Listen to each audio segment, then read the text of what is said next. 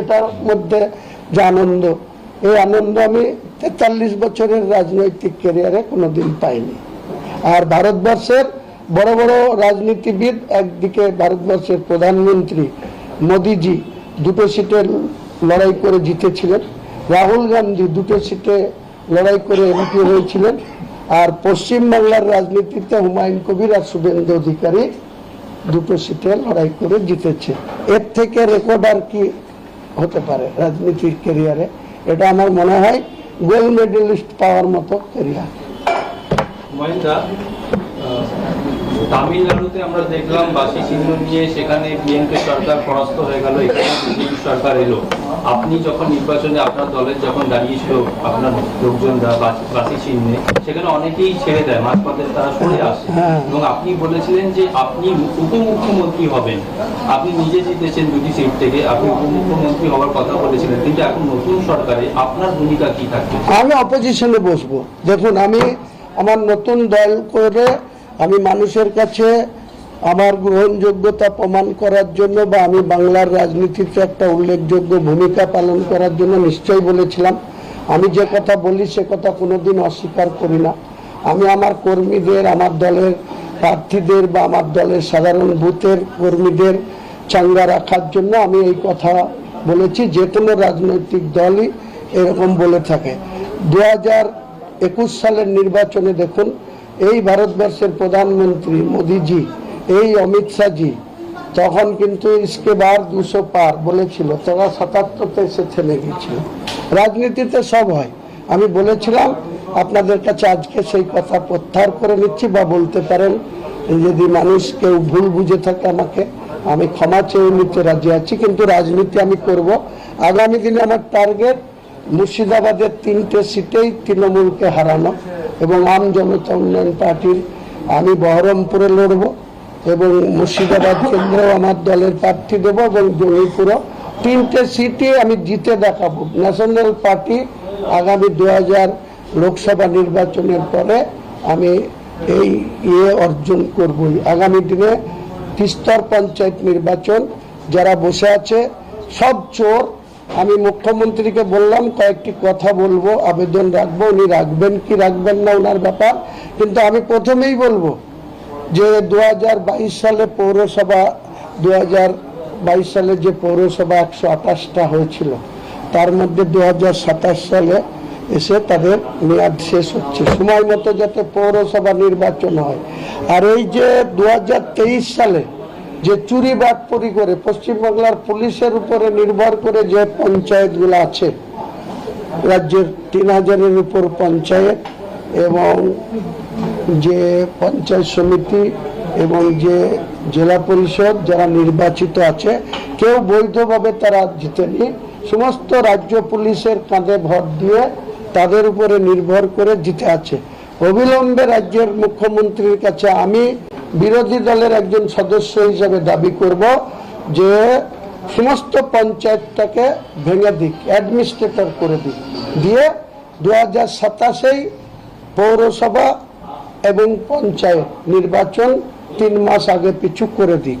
নতুন করে মানুষকে সুযোগ দিক, চোরদের ধাক্কা দিয়ে নামিয়ে দিতে হবে। মমতা ব্যানার্জিকে যেমন গভর্নর সাহেব গতকাল ধাক্কা দিয়ে নামিয়ে দিয়েছে, সেইভাবে পঞ্চায়েতে পৌরসভায় যারা জিতে আছে তাদেরকে ধাক্কা দিয়ে, তাদেরকে সময় দিলে হবে না, গোছানোর সময় দিলে হবে না একদম, আর বেনো জল ঢুকতে দিলে হবে না। বিজেপিকে আমার কোনো ইনস্ট্রাকশন দেওয়ার কোনো অধিকার নাই।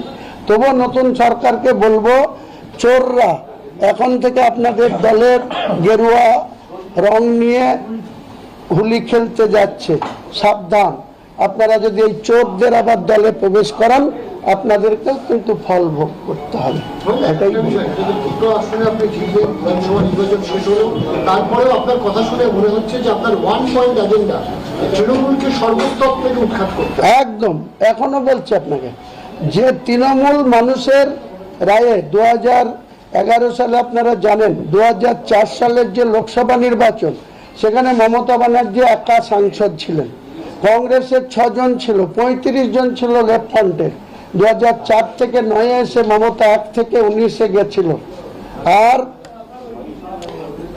বামফ্রন্ট 35 থেকে 15-তে নেমে এসেছিল।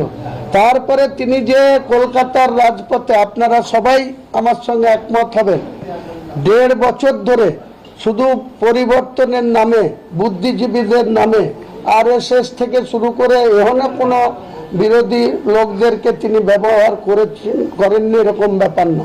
সবাইকে দিয়ে তিনি শনি রবিবারে রাস্তায় নামাতেন পরিবর্তন করার জন্য। ওনার লক্ষ্য ছিল গদি দখল করা, মুখ্যমন্ত্রীর কুর্সি দখল করা।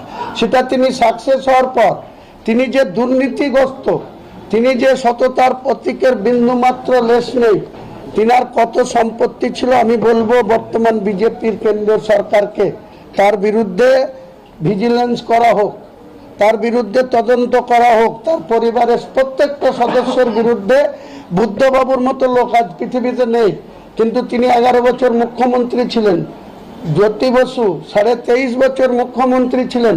তাদের পরিবারের কোনো ক্ষমতার তারা অপব্যবহার করেনি। অথচ এই মমতা বন্দ্যোপাধ্যায়, তার কি সম্পদ ছিল আর এখন তার সম্পদের পরিমাণ, তার পরিবারের সদস্যদের এত টাকা কোথা থেকে এলো? আমার কাছে মুসলমান সম্প্রদায় যখন মমতা বন্দ্যোপাধ্যায়ের কাছে সমর্থন করলো 2011, নিয়ে তাদের ধর্মের কাজ করতে পারে এবং এই বাংলায় কোনো রকমে অরাজকতা হবে না, কোনো রকমে অশান্তি হবে না, সেই দায়িত্বটা এখন ঘাড়ে পড়েছে বিজেপি ক্ষমতায় আসার আগে যেমন পেরেছে বলেছে, কিন্তু যখন ক্ষমতায় এসে গেছে, একটা জিনিস শোনেন, যখন কোনো ব্যক্তি বাবা না হয়,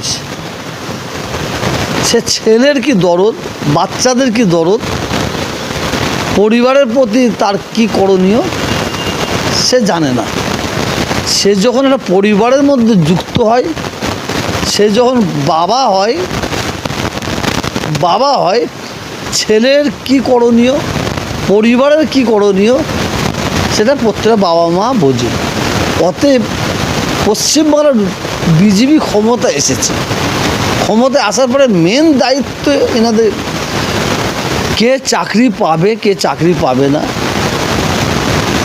এইটা আসল ফ্যাক্ট নয়। কতটা দেশের উন্নয়ন হচ্ছে, রাজ্যের উন্নয়ন হচ্ছে, কতটা হবে, এটা ততটা ফ্যাক্ট, কিন্তু ততটা ফ্যাক্ট নেই।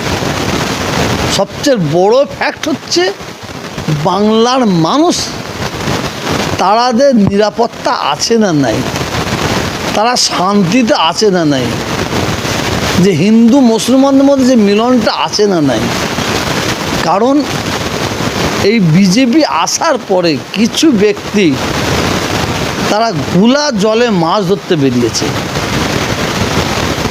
কিছু সমাজ বিরোধী আছে, তারা ঘোলা জলে মাছ ধরতে বেরিয়েছে।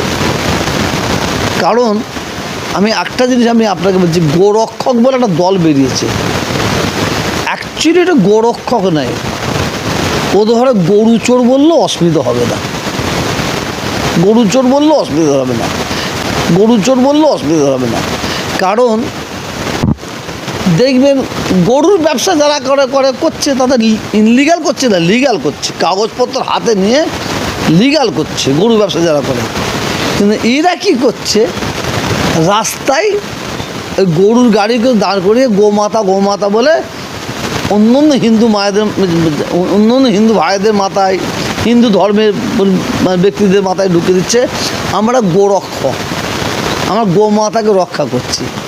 কিন্তু আদৌ কি তাই?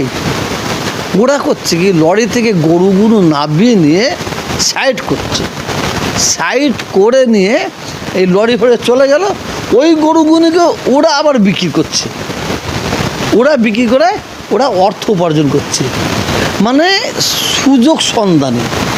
অর্থাৎ বাঙালি হিন্দু, বাঙালি মুসলিম, আমি এই বিজেপি ক্ষমতায় আসার পরে বাঙালি হিন্দু, বাঙালি মুসলিমদের মধ্যে পুরো দোকান ভাঙা হয়েছে, এই হয়েছে, খুব একটা বেশি দেখতে পাইনি। যা করছে বেশিরভাগই অবাঙালি করছে, এটা আমরা লক্ষ্য করে দেখছি।